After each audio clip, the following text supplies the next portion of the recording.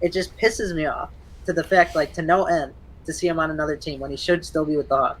Rocky Wirtz should call Stan Bowman and just remind him that he's still fired because of that trade. Just call him up and Stan, how you doing? How's the family? Oh, by the way, just so you know, you're still fired. I mean, he's so good, dude. And it made me laugh when Panarin was on the Hawks. He's only good because of Kane. Are you stupid? Did Kane ever have 100 points before Panarin came along? What the hell are you talking about? So, yeah. I don't know. That used to piss me off, too, and I'm happy that when they did trade him, he proved that it wasn't because of Patrick Kane. And I think every normal, rational Blackhawks fan would agree with me on that, saying that they're happy seeing him have success without Patrick Kane because Artemi Panarin deserves his props as well. Oh, yeah, and it's not his fault he was traded.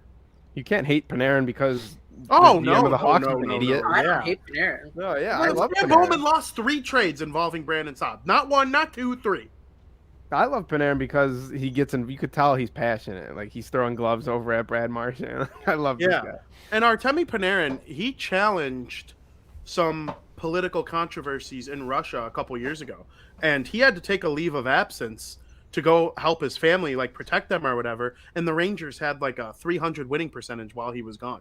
So in terms of most valuable players to his team, it's hard to argue against Artemi Panarin for the New York Rangers. Yeah. And over this weekend, one of our family members, asked me, and a lot of times like people who aren't huge NHL fans, but really big Blackhawks fans, they don't know like how certain players are doing, especially over in the Eastern Conference. That's kind of why we invented this show. Yeah. They don't watch the games, which is understandable. And, when the Rangers make their way over to Chicago or vice versa, it reminds people like, oh yeah, Artemi Panarin, how's he doing?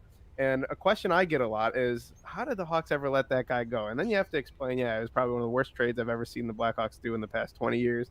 But then you have to remind that person, like, yeah, this guy is not only is he doing good with the Rangers, he gets MVP votes every single year, it seems, and he's going to win one of these years.